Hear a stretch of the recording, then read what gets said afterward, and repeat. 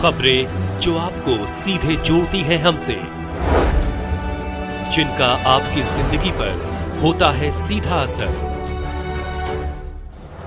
खबरों की वही तस्वीर,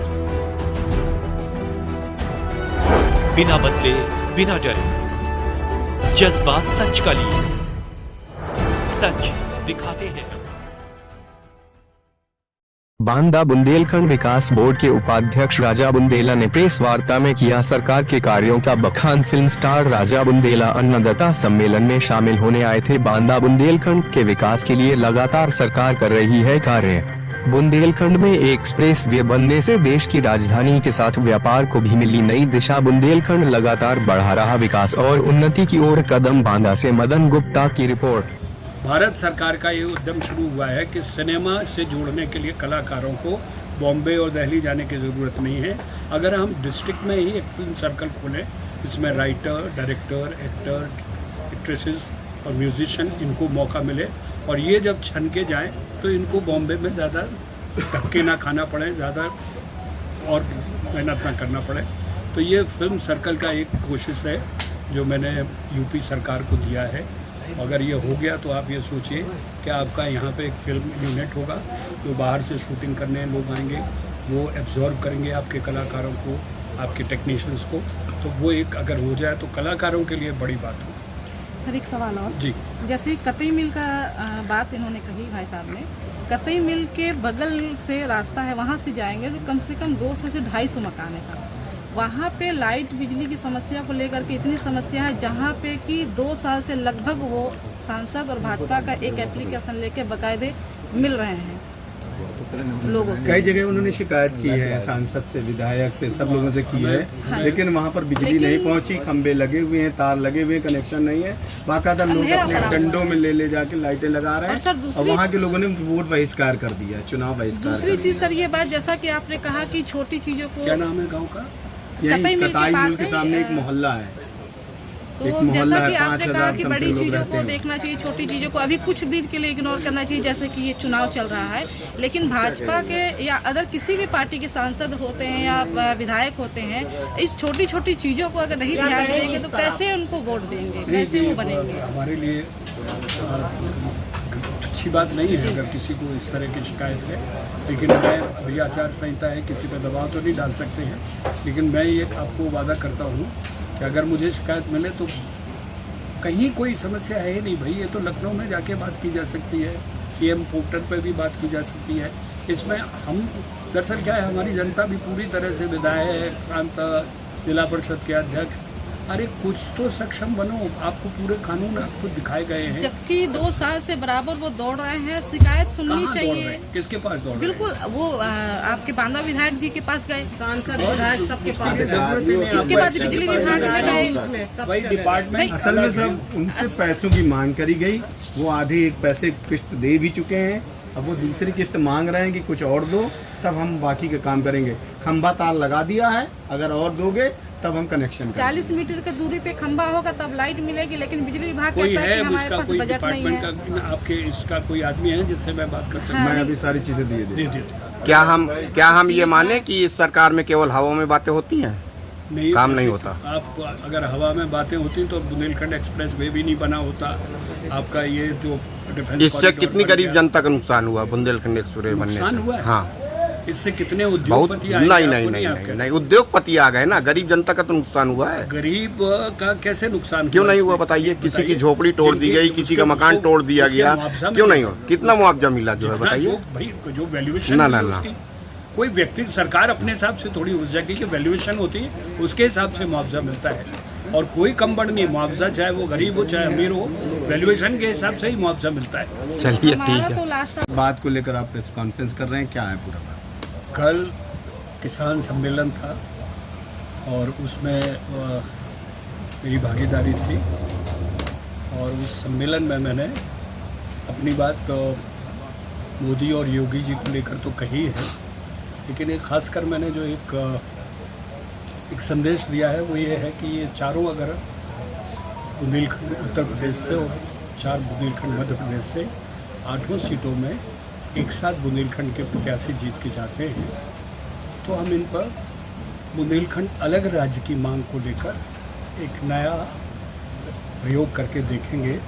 जनता तो इतने दिनों से कह ही रही है और कोशिश कर ही रही है, हम जैसे लोग बराबर संघर्ष कर रहे हैं, लेकिन अब मेरी कोशिश ये है कि इन सब लोगों को व्यक्तिगत इनके चुनाव में जाके जहाँ जहाँ मुझे मौका मिल रहा है, रैली में, नुक्कड़ सभाओं में, विकास हुआ है बुंदेलखंड में।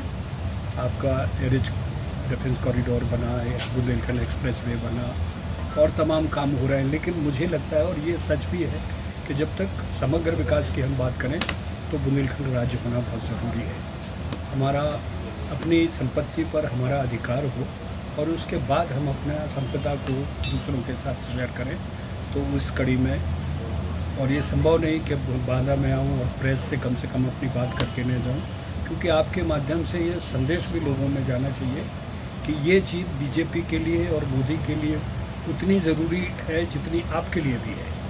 इस मांग के लिए बुंदेलखंड की जो हम पिछले 50 सालों से कर रहे हैं, उसके लिए भी ये ज़रूरी है। और हमें उम्मीद है कि 500 सालों बाद भगवान राम को एक स्थान मिला, तो 50 साल बाद हमें भी बुंदेलखंड राज्य मिलेगा। बुंदेला जी, आप शुरुआत में जुड़े थे और 10 साल हो गए हैं और आप बहुत दिनों से ये मुद्दा लगाए थे, और जब भाजपा में आप आए थे तो हमें लग रहा था कि आप बुंदेलखंड जो राज्य की बात कर रहे हैं वो आपकी मांग पूरी हो जाएगी।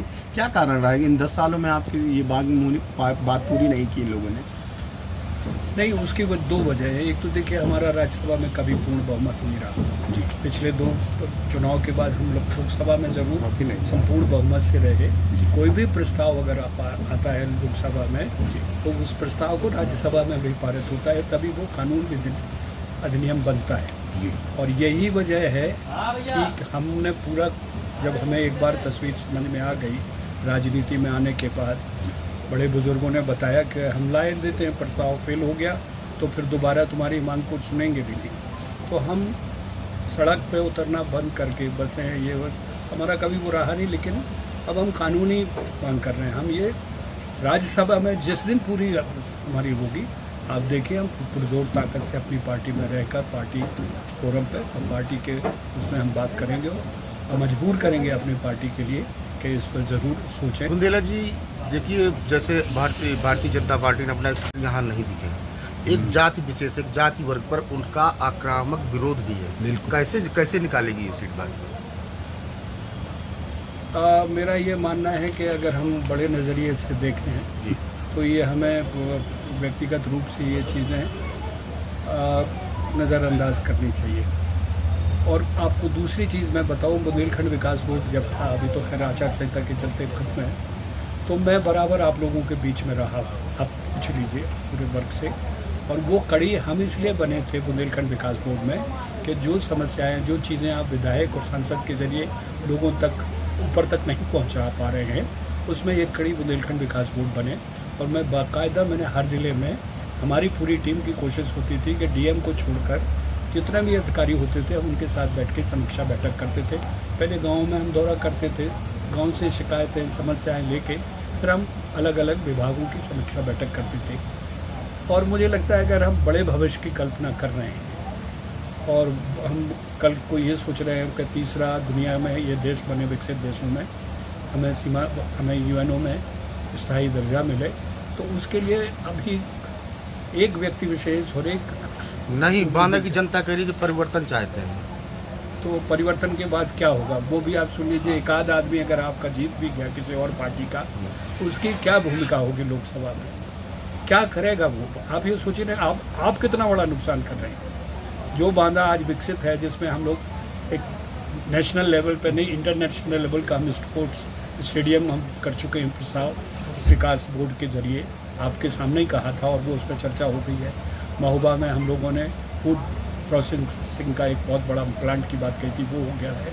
अगर ऐसी जगहों पे आप लोग जनता करती है परिवर्तन, तो वो कहाँ पहुँचेगा? वो परिवर्तन का क्या रूप हुआ मुझे बताइए। मुझे नहीं लगता, और मैं बार बार सबसे यही कहता हूँ, नज़रिया बड़ा रखिए।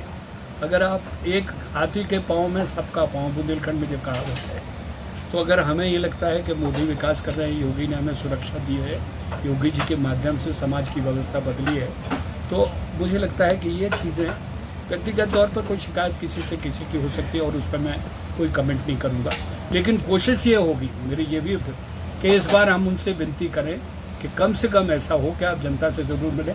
और इसका एक उपाय भी आप सुन लीजिए, कल ही मेरी चर्चा हुई है, क्यों नहीं सांसद से एक 10-20 गाँव के लोगों के प्रतिनिधियों से आप जूम मीटिंग करवाते हैं, भले ही वो दिल्ली में रहे, कम से कम एक जूम कॉन्फ्रेंस तो हो सकती है, तो गांव के आदमी को भी लगे कि हमारी आज सांसद जी से बात हुई थी।